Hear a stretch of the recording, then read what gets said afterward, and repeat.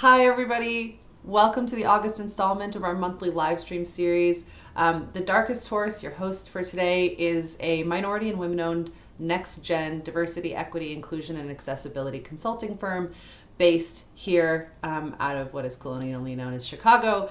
And we are obsessed with helping the workforce, organizations, communities really explore the intersections of radical inclusion, the future of work, emerging technology, and health, well-being, and human potential. And this month, we're going to spend some time talking about return to work strategies and how do we make them inclusive, trauma-informed, recognizing that we're sort of returning to in-person work in some ways. Some folks aren't in this kind of post-COVID, although we're really still mid-COVID. All of this is just a flowing and shifting constant change. In today's conversation, we're going to have a really interesting discussion of how do you do that in a way that's affirming of lots of different folks across various identities and perspectives and needs and worldviews. And we've got a couple of awesome guests here. We've got our Darkest Horse collaborator, Maya, and Suzi, who is one of our very beloved client, partner, fam, OGs in the crew. So what we're going to do is we're going to have a conversation. It's going to be sort of red table talky. We'll start with our version of introductions, how the Darkest Horse likes to do that. And we'll just transition into a few kind of questions and prompts, but really we're going to let the conversation flow. We've got a little Mentimeter that's pinned in the YouTube chat that you can use to submit any kind of questions that you like, or if you want to go look there and vote other people's questions up or down and say like, oh, that's a really good question, I want to hear that. Go ahead and do that. Hopefully we'll have time at the end to actually do the Q&A, but if we don't, we will definitely answer those in the follow-up blog post and materials that we share after the event. So instructions should be there. And we super invite you to share in the chat in the YouTube. So react to stuff, ask questions, connect, share your opinions about the stuff that we're talking about. We would love to hear from you. And we'll have a couple of folks.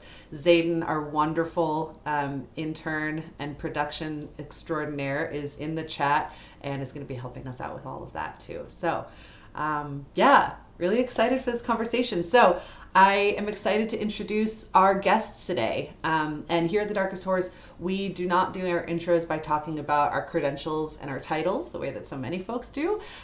Instead, we like to say that we like to tell you who we are without telling you what we do.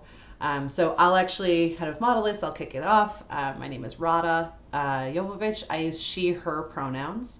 I'm coming to you today from the unceded territories of the Council of Three Fires, which is colonially known as Chicago, and identify as a queer, cis, white, mostly able-bodied, I'm actually hearing impaired, woman who has been raised and educated in the U.S.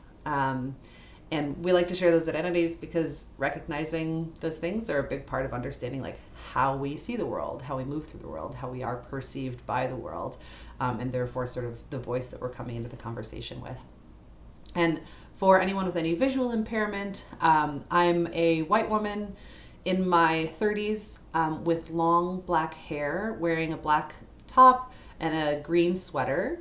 And I'm sitting in a room that has brown walls, and there's some art and a lamp behind me. So next, I'd love to invite Maya to go ahead and introduce yourself. Thank you so much. I'm so excited to have this chat with you both. So my name is Maya Toussaint. I go by the pronouns she, her. The Kanyan Kehaka Nation is recognized as the custodians of the lands and waters on which I'm located today. So Shiatsié, better known as Montreal in Quebec, Canada, is historically known as a gathering place for many First Nations. I identify as a Black, cis, queer, able-bodied woman born and raised in Canada of Caribbean-born parents from Trinidad. For those with visual impairment, I am a Black woman. I'm 40.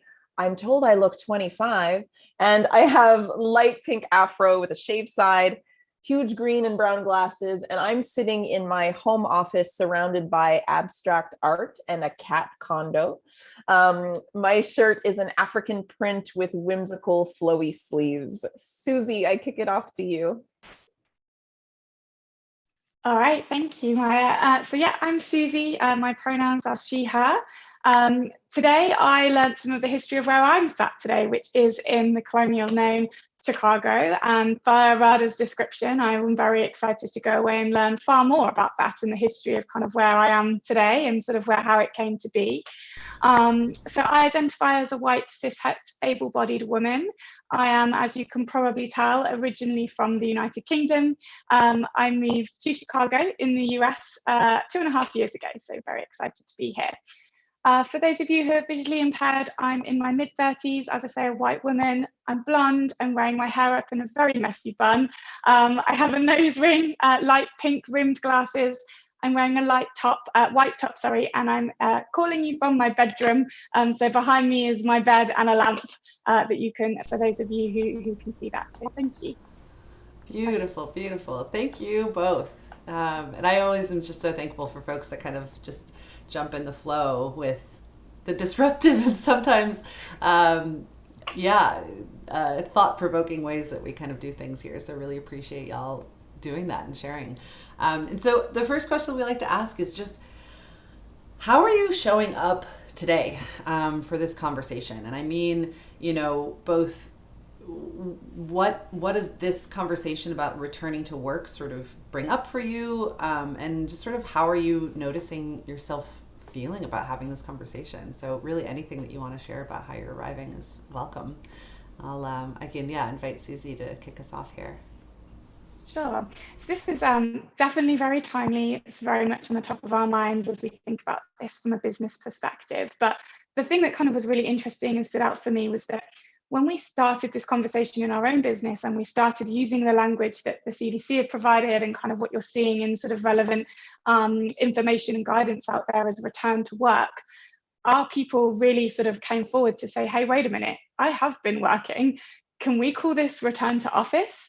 And it was a really important acknowledgement for us to say, actually, return to work is somewhat implying that for the last 1.5 years, folks haven't been working. And whilst we acknowledge that it's definitely not been our kind of usual circumstances as to how we've shown up at work, this has been definitely a period of time where folks have still continued to deliver. Our business is still growing, we're still thriving, and we're lucky enough to be in that position. But as we think about what these strategies and how we apply this thoughtfully and appropriately, this was a really big thing that stood out for us. And so hearing our people say that has really helped prompted us to return to think about how we talk about this and really position that as very much returning to the office. And I think that's been a kind of pivotal moment for us in sort of listening to our people and hearing about the respect for that and that experience that we've kind of just all been going through collectively as an organization. Yeah, I love that. Thank you. Maya, I'm just going to go ahead and hand it straight over to you. Yeah, thanks. It's really interesting what Suzi says. And on my side, I work for an organization where we are absolutely not going back to an office. The company has decided we are now 100% remote, digital by design. And so our headquarters is the internet, which is pretty cool. But for someone like me, who's an extrovert, or I sometimes call myself an outrovert, I'm just kind of like, what do you mean I can't touch someone's arm when we make tea together? Like, so the back to office is non-existent, and it's creating a lot of feelings for me. I'm pretty much kind of up and down on this. I see the value of it. I see the benefits to maybe the greater work population on having that flexibility, but I definitely am feeling very tired. You asked kind of how we're feeling. I'm exhausted and I'm not physically doing anything. Mm-hmm. And so I'm noticing that just kind of sitting in the same spot, having wonderful conversations, but not being able to kind of fill my energy tank with humans, which is what I need, has been pretty difficult. It's been difficult. Yeah, I super appreciate that. And I think yeah, one of the things that I want to kind of like underline in that is that like I think I've been very frustrated by some of the narratives about really this entire process, the entire pandemic, the lockdown, the working remotely, the re-emerging into the world, you know, the old normal, the new normal, like all of these pieces. It's like every step I've been feeling a lot of dissonance with a lot of how people are talking about it. And I think that one of the pieces that I hear in what you're saying, Maya, is that we're not feeling just one way, right? There's not just one way to feel about this stuff. And so acting like anybody has a clear solution or clear needs or clear, you know, like ideals or whatever, even that assumption is, I think, if I'm inviting how do we think about this, that's a big piece for me, right? It's like trying to kind of release that expectation that there will be clarity. And so I think, yeah, so I'm curious about kind of double clicking on that and inviting a little bit more of that like ambiguity in. I think I'll specifically agree, Maya, with your point about extroversion. I also identify as like 3000% extrovert. And despite that, there are a bunch of ways that I don't want to go back into the in-person stuff the way that we used to. There's so many ways that I actually have found this work to be more supportive. I mean, I definitely agree with you that like I want more human to human interaction and contact and stuff. But yeah, it just is cutting both ways. And so I'm curious, yeah, I guess I'll kind of invite you, Suzi, maybe to share some of that complexity. And I think I'd be interested in not just like, I would be very interested in your personal perspective of like what you're feeling about that, but also sort of what you're seeing in the organization as you're thinking about kind of this next phase.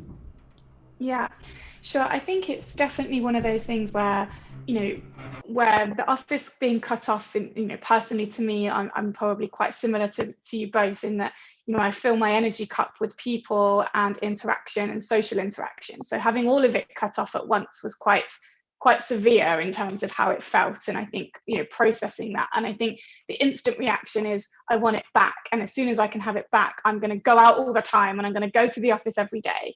And I think as soon as we sort of made the office available to our employees, which was back in June, or the end of June, I mean, I felt this, and I think we saw it in our people in terms of the use of the office.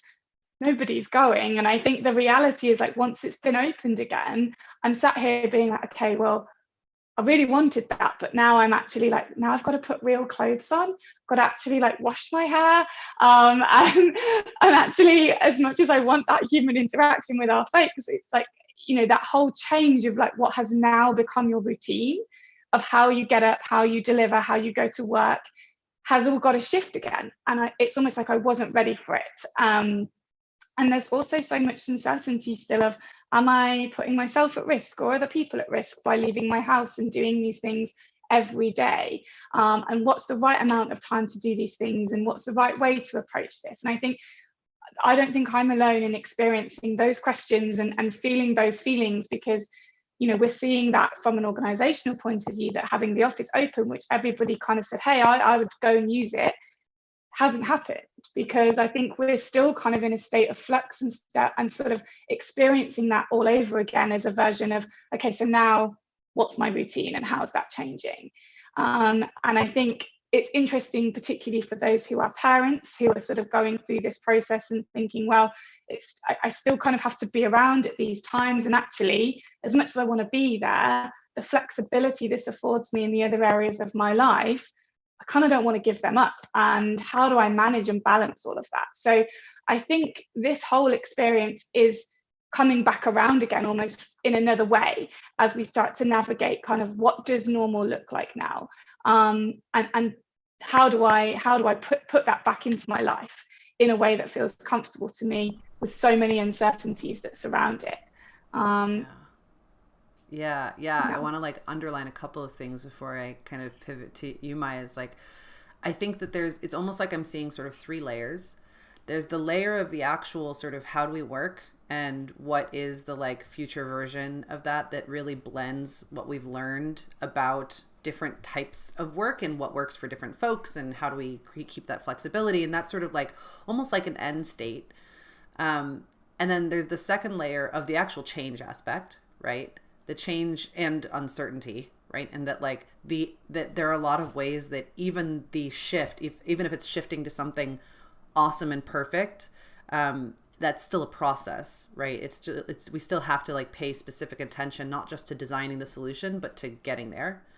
And I think there's a third part that's only starting to peek out in what we're talking about, but that I think is really important, which is this sort of emotional state that we find ourselves in, right? And the uniqueness of this moment, which I think is also another piece that maybe we get to in a second, but about like this pretending that we're okay and we're ready, when we're really still in it in a lot of ways, and we're still, and even in the ways that we're not in it, we're still recovering, and sort of what that like, and that's when we say like trauma informed, right? That's where that piece starts showing up. So yeah, and so I guess I'm like holding those three layers, and Maya, I'm curious, I think, when we look at those from your perspective, I would love to hear, a little bit more about the story and why it makes sense to kind of go digital only. And like what that does mean in terms of both the solution piece, right? The like change piece where maybe it is a little bit less jarring. And then we can kind of, shift into that sort of trauma piece, of like, where are we at and how are we like caring for ourselves? So I work at a large tech company. We're looking to hire over 2,000 engineers this year. So 2021 engineers, cutesy hiring. But you're on track, right? That's like happening. We're on track. Yeah. We're on track. The benefit of a 100% remote company is that we can now hire anywhere in the world. And so there's no longer that attachment to the Montreal office and the Toronto office. And it's funny because I'm the only Montrealer on my large team, because before you did need to be near the Ottawa and Toronto offices for the type of work we do with the universities we do in Ontario. And now it's, okay, we just hired someone from Africa, and it's pretty beautiful to see in terms of how it can open up pipeline for diversity. So there's like a lot of good there.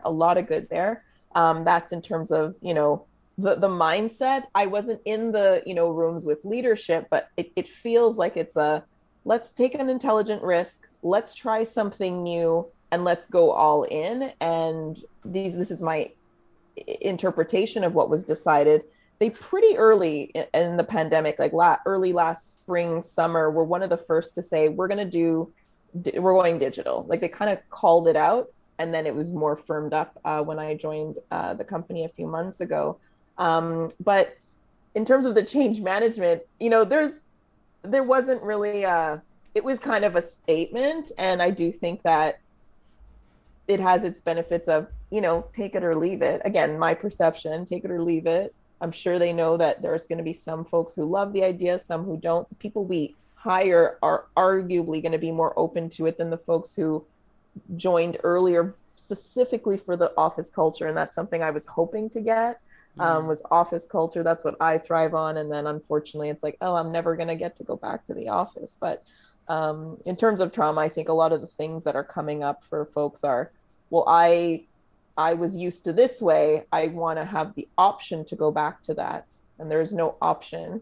Or the trauma of, we need to remember that we're working remotely during a pandemic. We're not doing remote work. Like there is a difference. And I keep trying to remind myself that every day, because I'm just like, I can't live like this. I can't live like this. Like, how can I continue to just be in this box, literally the box you're seeing me in all day, and then there's not many things to do at night because, built a variant. Like there's always something. Whereas if this were normal, I could probably pop out and have lunch with a friend.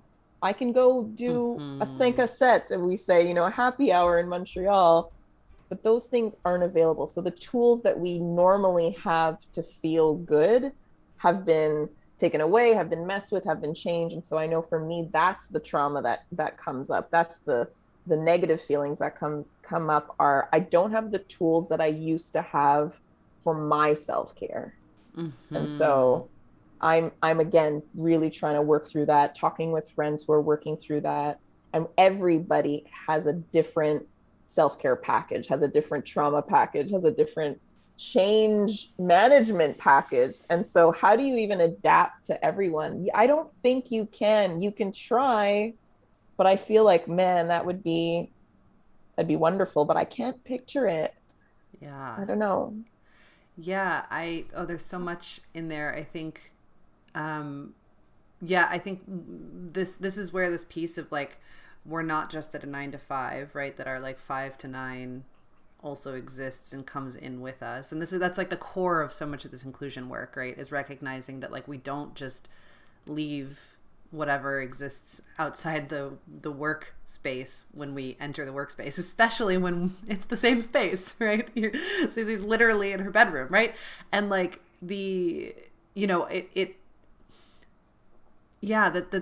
that context matters, and that it's there. It calls back this question of like, does work meet every need, right? Like people try and get a job that is their everything. It's almost like a monogamous relationship where it's like, you have to meet every need that I have because I can't, I am committed to you.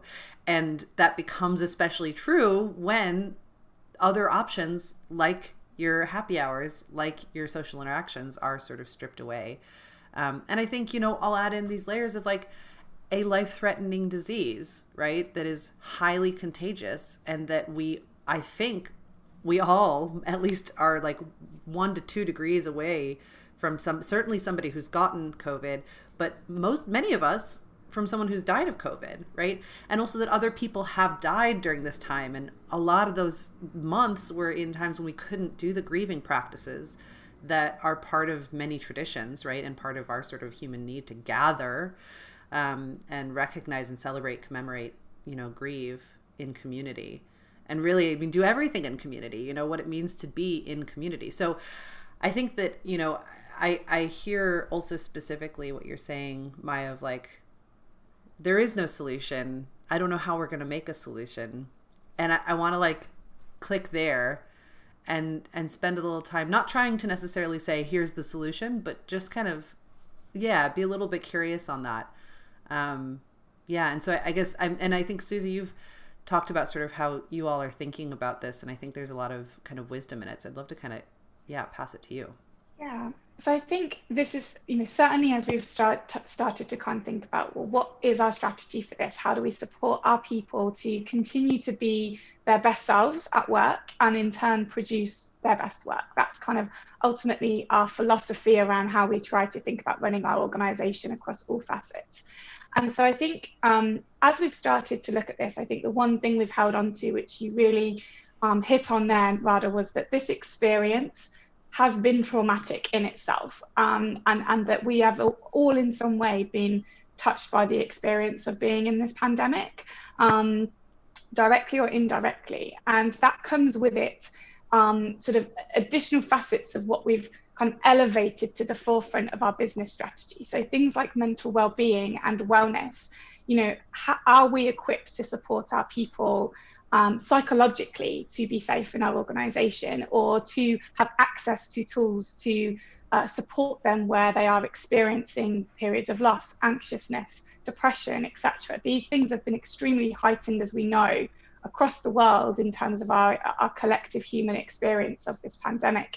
And it's really important that, we started a presentation the other day that said post-pandemic plan, and sort of someone had gone in and edited it and crossed out post, and it was like, we are still in this, like we are still very much feeling the effects of this and living in this period of uncertainty. And I think what came from our kind of collective thought as we look to see, like, what are other businesses doing? What are our competitors doing? What are our clients doing? We have really sort of thought, nobody really knows the answer here. Mm-hmm. We are all kind of taking a risk. And I think, Maya, you talked about it as, this is an intelligent risk for our business, because this is how our business operates and what we do. And the business that I represent and work for is a marketing agency. And a significant amount of what we do is about and kind of our philosophy is about making the world a more personal place. So as we think about how do we do that for our people, how do we do that for our clients and for their customers, a significant amount of what we do does require in-person collaboration, creative and innovative thought. And so finding ways to do that has been an experience about kind of bringing this kind of future of work into actually now it's really right now here.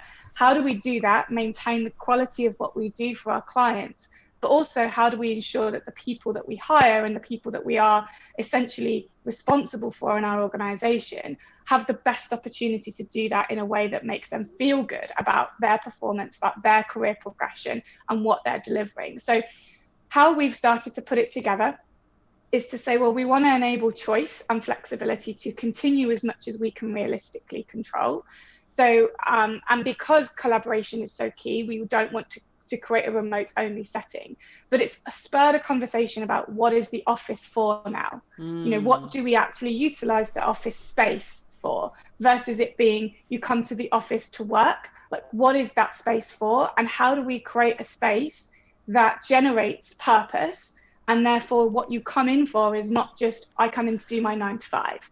So that's really where we're at in the conversation. And I'd love to say we've cracked it and we've really come up with what this plan is. But for now, it's kind of open to use as you will in a safely managed way with relevant restrictions and guidelines for kind of health and safety. But kind of how we're thinking about it moving forward is really what does that office space represent if we are going to work in a hybrid model? And I think that's really exciting. It's daunting because we kind of are like, we don't know and is anyone doing it right? But we're kind of in this space of let's test and fail and let's see what can come from this. So I think that's kind of a bit of a sum of where we've got to over the last few months in terms of all of these conversations as a business and kind of what it represents to us.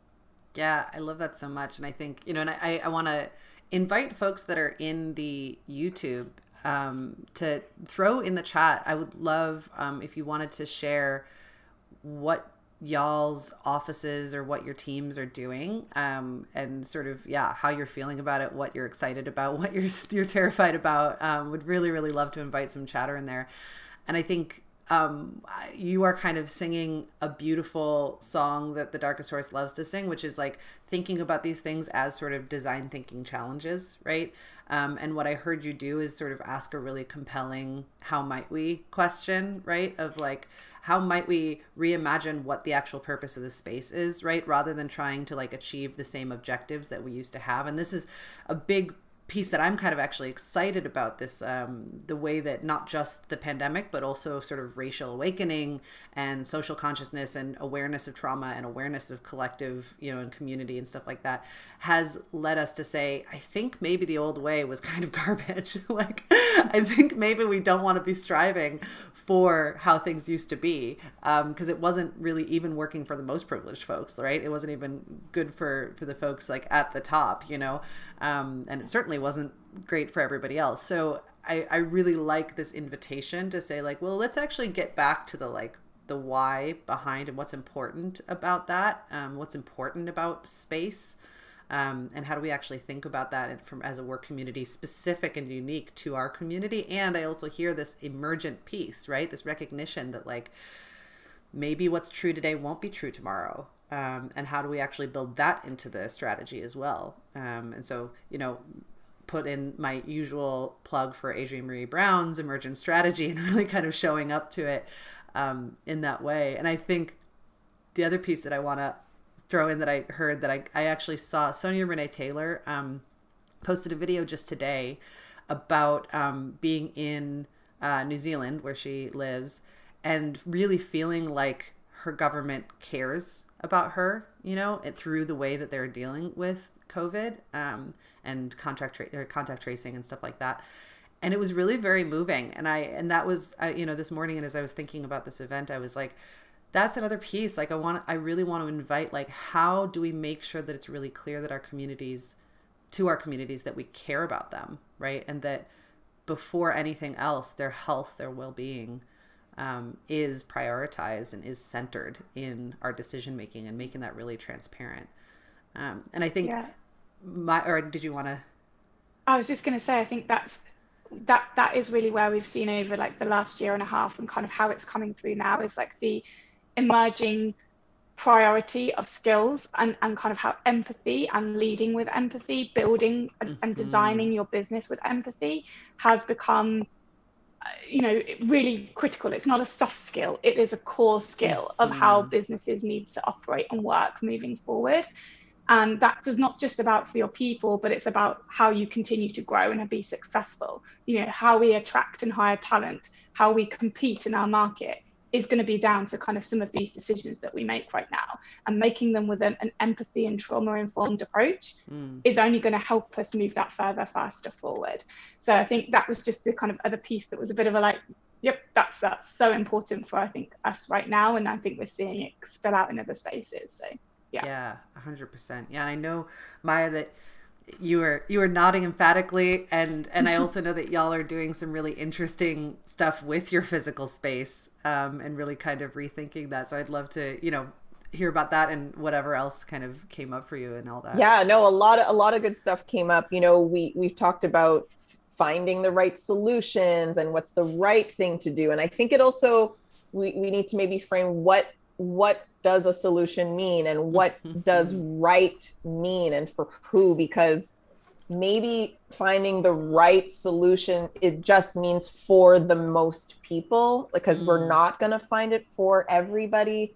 And when you're talking about, having a feeling like your government cares, feeling like your company cares, I could say personally that if I feel like my company, my parents, my anyone in insert relationship is doing what they're doing and leading with empathy, there's more room for mistakes. I feel like there's more, I'm okay if we stumble on the way to the solution, because I feel cared for, I feel nurtured. And so there's more, let's say, flexibility on my part to be open to the different solutions that come up.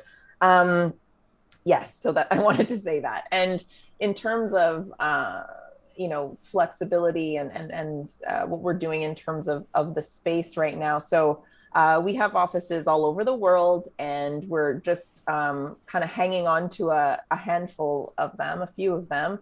And we just launched last week or 2 weeks ago. The New York office is now more like a shared workspace. It allows for our customers to go in if they need help. It allows for anyone to go in if they want to get photographs taken, if they want to have a shared workspace. And so there is some thoughtfulness around what the space is being used for. And to kind of piggyback on something you said, Suzi, when we do get together, they will be quite intentional. And so there's been a lot of conversation around what that will look like, and it will exist. It's just that it's not going to be the classic go to the office, hot desk. We don't have that at all, but we will have these kind of intentional moments where as teams, as smaller teams, larger teams, we get together and kind of what would probably be in the old days or the before days, what we would call an offsite. It would be kind of like that, but really intentional, several days likely, and things like that. And I'm just like, I cannot wait for those moments, because again, I think we've established what I need, but for some folks, they probably won't be interested, because you're going to have the flip side, which is, well, 3 days away, like that's a lot of planning. I have kids. How am I going to do this? Like there's a lot involved around that.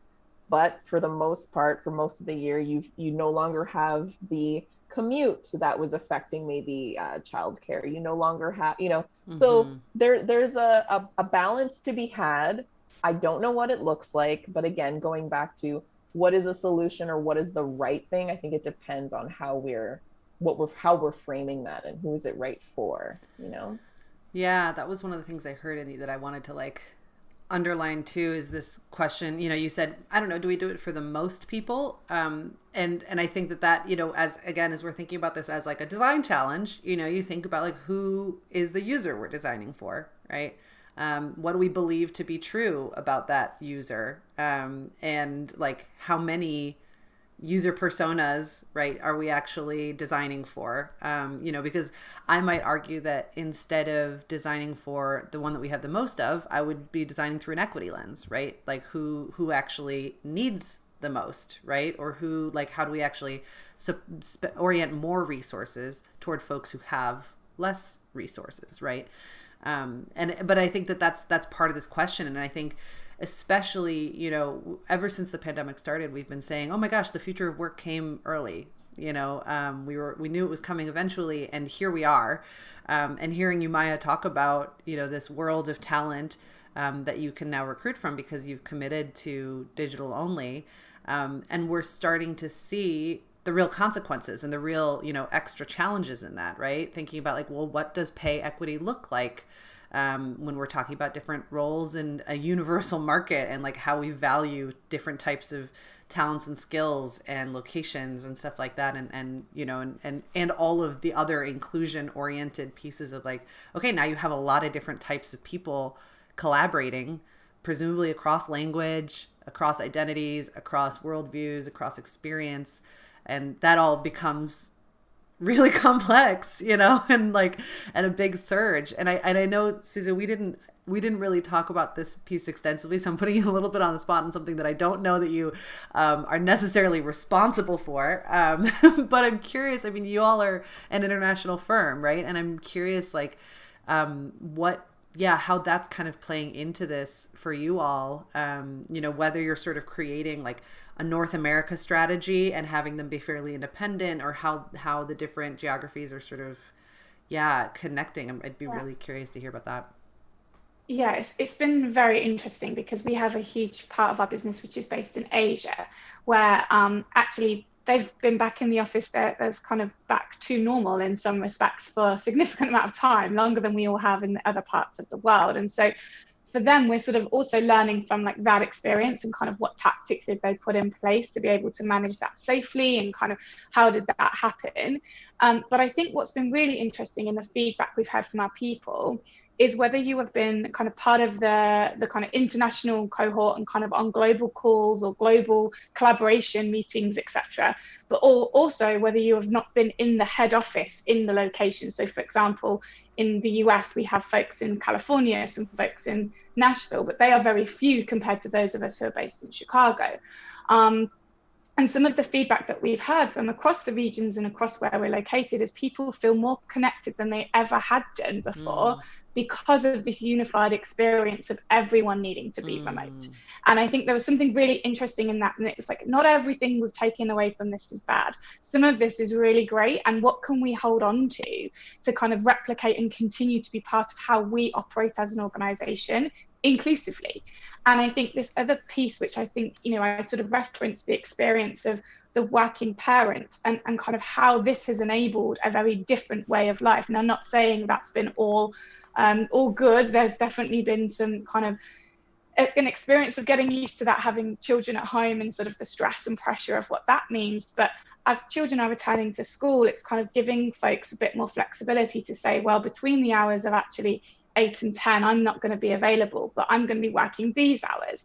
And actually having an opportunity to manage your day and your life around that in a way that everybody has had to do that, and it's no longer unique to just one situation, has kind of given a different perspective on what does flexible working look like, and how do we continue to take kind of the big wins from what's working for us now into the future of how we operate as an organization moving forward. And I think that's been really interesting to learn, but also interesting to consider how it's playing out in different locations for different people. So what we're sort of looking to do to kind of really answer your question about doing that on an international scale is to kind of think about what's our global kind of vision and North Star for how we want to operate, and how do we ensure that there is local nuance to ensure that that is respectful of different cultures and different experiences in those countries, and ensuring that the people who come together to create that strategy are kind of respective of those different countries and experiences, and really thinking about what does a diversely inclusive group of people building a solution look like, and how do we make sure those voices are represented before we just go ahead and do something. And I think that speaks to kind of the idea and learnings that we've taken from you all of kind of coming in to help us think about these things in this way of who's not in the room, whose needs are not being serviced by this solution, and really considering what that means and what working from the office means for different identity groups of the people we have in our organization. So that's been, I think, very much a very real-time practical application of this work that we have done to think and design our business inclusively. And we've still got work to do. We're not getting it right every time, but it is that kind of moment of, wait a minute, who's not in the room? Whose viewpoint's not considered here as we build for a global business? Awesome. Yeah, it's so fun for our for folks who aren't from the marketing store. We've done a bunch of work with the team around inclusion, equity, all of this stuff, and it's just so fun to hear y'all practicing it, right? And like really living by it. It's really it's exactly what we hope for, you know. And yeah, and I think it's super. I think that one of the pieces that I'll kind of also invite in here that has also been super alive lately is like fatigue, right? And it's something that, you know, again, not saying that I know, you know, anyone really knows the answer on this, but there's this other kind of tension of like, well, we want to show up in this caring way. We want to hear the voices. We want to invite people in. We want to bring people together. And everybody is exhausted, right? Everybody, you know, to your earlier points, it wasn't, we didn't really pause, right? Like there's been some of this rhetoric around like everybody taking a big pause during the pandemic. And the three of us, at least, and all the folks I'm talking to are like, who exactly is paused? Because I feel like I've just had like a weighted jacket added, you know, and I'm still going through the same sprints. And so yeah, so I think that like there is this exhaustion and there is this disengagement that comes from that. And then this question of like, okay, so we want to be, this is where again, this like trauma informed piece starts coming in here, is like, what does support actually look like? Does it look like giving a whole lot of space and saying like, yeah, we know you're tired, so we're not going to bother you. And we're going to let you keep like riding along at your own pace? Or is it saying we're going to try really hard to create ways of working, opportunities, events, resources, etc., to try and bring you back in, because we know that like having a home and having a community can be nourishing.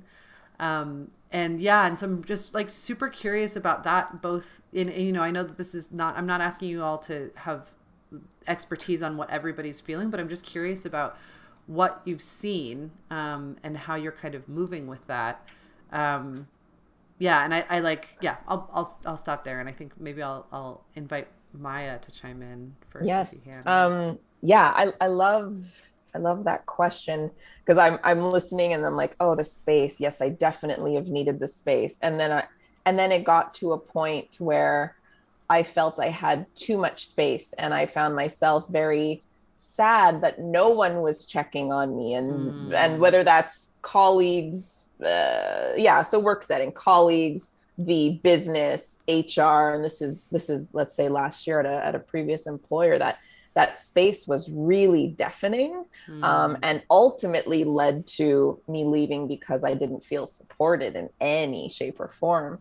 And then on the flip side, there's where I am now, there are so many resources and I do feel like I have access, but you know, a lot of it is on me to access those resources, which makes sense. You know, we do have to own a lot of it, but I would love some sort of mix of encouraging folks to be a little bit more comfortable with the discomfort. And what I mean by that is, when people ask me how I'm doing, I tell them the truth. And I've had a few people tell me kind of like, it's funny how you never say, yeah, I'm fine. You never say that. And I'm like, yeah, because I'm not fine. I'm something more or less than that.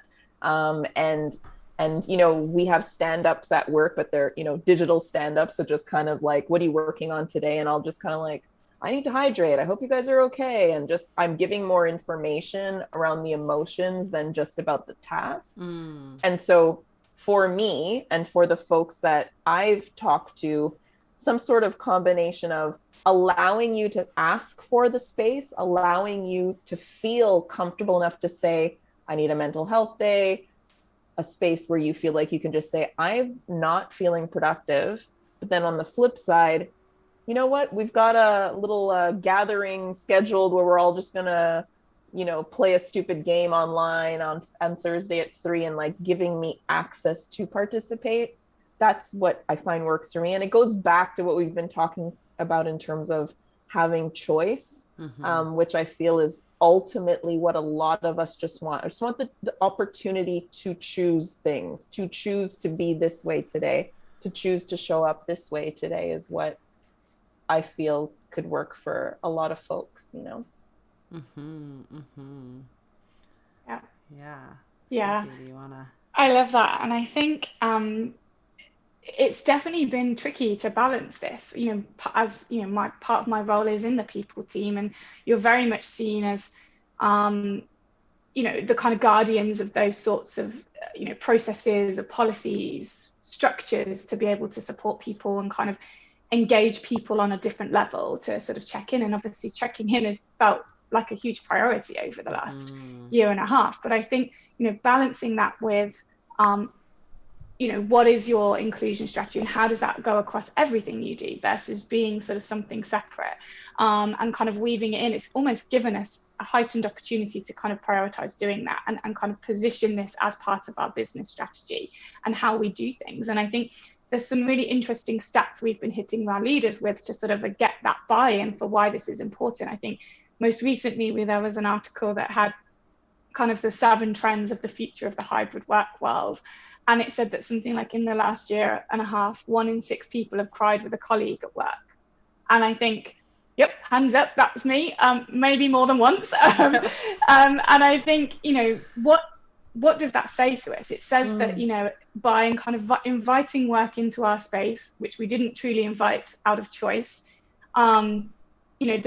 the frustration, the pandemic fatigue, the check-in fatigue, the survey fatigue, how are you, what's happening, and all of that contributes to this kind of heightened sense of anxiety. And I think we've seen that so much, again, in research is saying we make significantly higher numbers of people leveraging, employee assistance programs and leveraging, remote therapy work. So I think where you kind of balance that from a work perspective is it is our duty of care to check in on our people, both from a physical and mental wellness perspective. They have to be equated to the same level of importance if we truly prioritize bringing your best self to do your best work.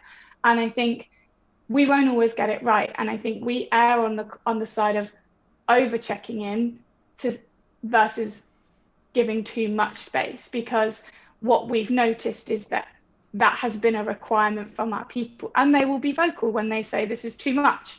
And there is that school of thought to say, hey, can we just get back to talking about work, because why are we still talking about all this inclusion stuff and mental well-being? I'm fine, I want to keep doing my work, but actually the people who need it the most, to know it's there, that's kind of, for me, is kind of why we've taken a steer of no, that we think it needs to be visibly vocally here, and to provide you with access to that in a way that could be anonymous, that could be coming forward in person, and it could be going through a certain channel that's totally impartial to us, and providing those routes to, as you say, Maya, like giving you the choice to kind of go and say, I need access to it. How do I feel comfortable accessing that support?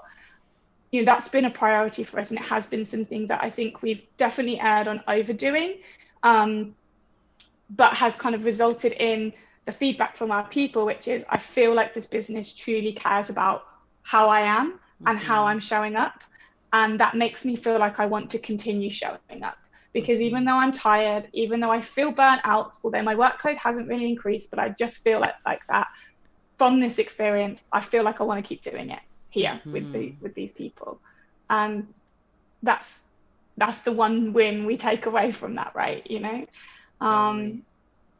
Yeah, I love that. And I think, I'm reflecting and I'm hearing, and I'm noticing how critical it is for me now that I have at least like one meeting a day in which we have a genuine check-in. Like, it's not the topic of the meeting, but that it's how the meeting starts, right? Where we actually, and that involves me. It's not just saying, how are you? And I say like, oh, I'm tired, or I'm, whatever, but it's like, it's a moment of pause where I actually take a breath and I notice how my body feels, right? And I notice like how energetically I'm showing up to the meeting. And it's especially important in meetings that are, like sometimes with the like really tactical, like, clean cut sort of project management type stuff, it's fine. We can just, you know, at least this is how my brain works. It's like, it's fine. But when there's more creative work, when there's more, you know, especially if we're doing anything with identity, if we're doing anything that like, you know, has any opportunity to be sensitive, right? That like starting those meetings with like, actually somebody at the marketing store used to call it our mood meter, that we used to just say like, here's where I'm at, here's how I'm showing up, you know, and that helps us kind of understand what pace to go, right? And like what might be happening during the meeting that's not actually about the meeting, but is, you know, is separate. And I actually really like what you said, Suzi, about like, sometimes you just want to say, you know, I kind of don't want to do this right now, right? My personal share, I'll say that I told these two already, but my dog is currently in surgery. I dropped her off this morning, and one of my best friends messaged me and was like, "How are you feeling?" And I was like, "You know, I'm actually pretty committed right now to not feeling about it." And he was like, "Great. I'm here to support you in not feeling about it right now. Would you like some pizza?" You know, like, or something like that. It's a good friend. Yeah. And sometimes that's exactly right. You know, I don't want to be doing pizza instead of feelings for everything every day all the time, but sometimes that is the right answer. And I think you're right, Suzi, that like having a habit around checking in is what makes that possible, makes that space for you to actually like say, you know, I do feel like sharing this, or nope, I'm actually all set. Yeah, but it also goes to being able to manage back to our leaders and our business goals and ambitions to say these things aren't going to get done because, you know, people are actively telling us, I do not have headspace to make this happen. They can't run this fast and we might need to go slower. And I think that's been a real point of realization for us. You know, we've also been going through an integration piece of work, right? We're a merger, which is significant, and there's a huge amount of brain power required to make that possible. You know, we found ourselves in meetings going, okay, we've now got to switch from tactics to strategy on the same call, looking in this this 2D way. Like, you know, usually your triggers for kind of going into strategy are you're sitting in a room, there's some flip charts, do you know what I mean? And you're kind of here now just trying to turn it on, and it's really hard, and it's really hard to kind of get your brain moving, and especially when there are so many things happening around you and you're experiencing all these things. I think what we've noticed is for our people particularly, it's that they can't go that fast at the moment. And we've got to think about like, how do we prioritize to maximize and get the best out of our people without completely burning them out? So I think we talked about this as like being the biggest change management project we've ever experienced, right? That this is in itself is, you know, has got to be treated in that way. Yeah. That makes me think of a conversation I had a few weeks ago, Suzi, with some friends, just talking about performance reviews and performance evaluations. And I shared on just, you know, personally on my Facebook, I was like, you know, expecting your employees to be at the level either you know them to be at, or the level they were at, you know, when you hired them, or what have you right now, and not leaving room for all the million things that are happening right now is kind of, you know, frustrating or potentially thoughtless. And what I'm not saying that, you know, someone who usually exceeds expectations should continue to get that status, but there should be more thoughtfulness around how we have conversations around, hey, maybe you've, you know, missed a deadline. I'm aware that there is a pandemic, all the drama happening in the world. There's the politics, the BIPOC community with this, and there's so many things that are affecting how productive we are. I have never in my entire life felt so unproductive. And I'm someone who thrives on my work. I love feeling like the go-to person and like, oh, let me ask Maya, she'll get to it. I am not feeling like that. And it's beyond bothering me. That's like a whole other hour for us to chat about. But I'm just kind of like, I want to be able to talk about, you know, the context in which I'm working right now doesn't allow for my best work, even if I'm trying to give that to you. And so I do think we as managers, leaders, need to be more thoughtful around that piece as well, in this coming back to the office, coming back to work, whatever you want to call it, just the next performance reviews. Let me frame the conversation with, I noticed you're doing so well at this, even during all these things, and just kind of framing it differently, as opposed to, here are the 4 things you didn't do. That doesn't help anybody. Yeah. You know? Yeah. The word grace is one that has been coming up a lot. How do we give grace, right? How do we make space for that? Yeah. And I think we are like at the very end here. And I feel like the responsible me would like round us out here, but instead I'm going to make us go over by a couple of minutes. Because one of the questions that came in is like a little bit of a sort of like a little bit more tactical, right? And it's sort of like, what's one thing that wasn't done right, or like that you have seen that was maybe not a good strategy, and what's one thing you saw that you really liked and felt like that was a good step? And it could be repeating things you've already kind of named, but I think this is sort of pointing to like a little bit more of a specific action kind of thing that has landed well. Yeah, it's a good question. I think I can sort of speak to, I think the one thing that we saw that landed really well was kind of not dictating the amount of time anyone has to spend in the office when we reopen. So we've reopened on a purely hybrid model, which says you can come in as you please or not.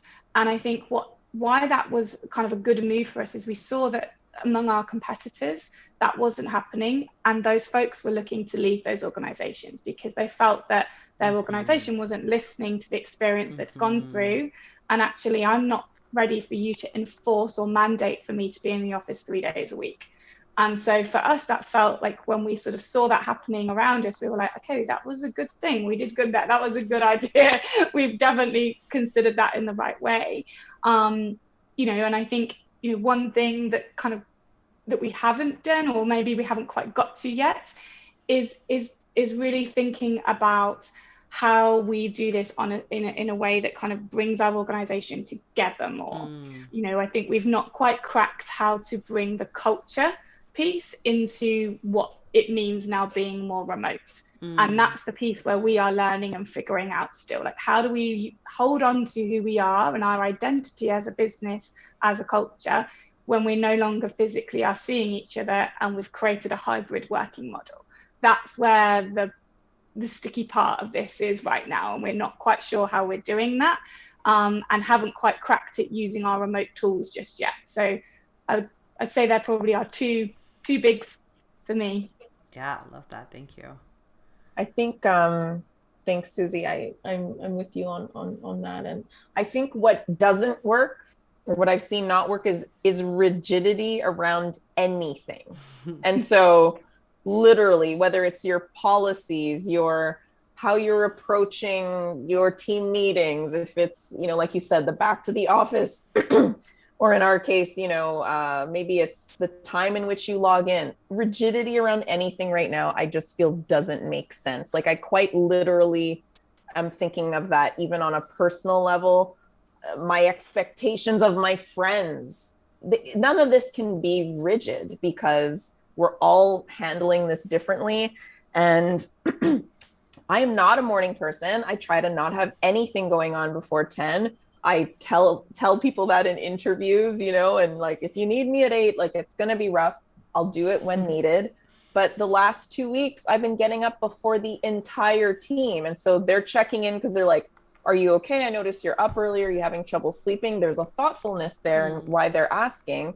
And so long story short, just any rigidity or not being able to be flexible on anything. So that like anything, that I think is totally problematic right now. Yes. Yeah. Awesome. Yeah. That is a beautiful last thought for us to leave it on. So thank you both so much. Thank you to the folks listening live, the recording, everything. But yeah, really, Suzi, Maya, thank you so much for being a part of this. Really, really thankful to have you two in our family, our community. So for the rest of you, this live stream will be available here on the YouTube if you want to watch the video. We'll also turn it into a podcast episode on the Darkest Horse podcast. We're going to aim to have that out early next week. We'll also have a follow-up article with not just some highlights, but also additional resources. So some other kind of good folks that are sharing ideas about how do we bring collaboration in person back into the swing of things. And we would love it if you shared any of this stuff. Share it with your team, share it with your friends, share it with your colleagues, with collaborators, anybody that you think would appreciate the conversation. So if you want to follow The Darkest Horse on social media, we are at TDH Cast on Twitter and Instagram. We have we're on LinkedIn. We're on the LinkedIn. We're also on Facebook. We're around. I think Instagram is probably the number one place for us. And I don't know, Suzi and Maya, if you are interested in sharing any contact information, if folks want to follow up with you, whether that's social media or email or whatever, would love to invite either of you if you want to share anything. Yeah. Yeah, absolutely. You can definitely catch me on the LinkedIn. So it's Suzi Lilley is my full name. So do go ahead, follow me, do whatever you need. And then, yeah, absolutely reach out there. I'm always happy to entertain any form of conversation in any format. So please do reach out, always welcome. Same here, LinkedIn. I'm the only Maya Toussaint, as far as I know, on LinkedIn, which is impressive. So that's where I'm at. Awesome. And we'll include all that in the show notes as well. You can always, as always, send us questions, comments, feedback, anything like that to The Darkest Horse at hello@thedarkesthorse.com. Thank you all for being in community with us. We'd love to hear from you. Any thoughts, reactions, questions, and otherwise, we'll hope to see you at next month's session that will be really focused on how do we design with rather than design for. So what does it mean to be designing and creating solutions in community instead of from a kind of savior perspective? So should be a really exciting conversation. And yeah, look forward to seeing you all then. Thank you.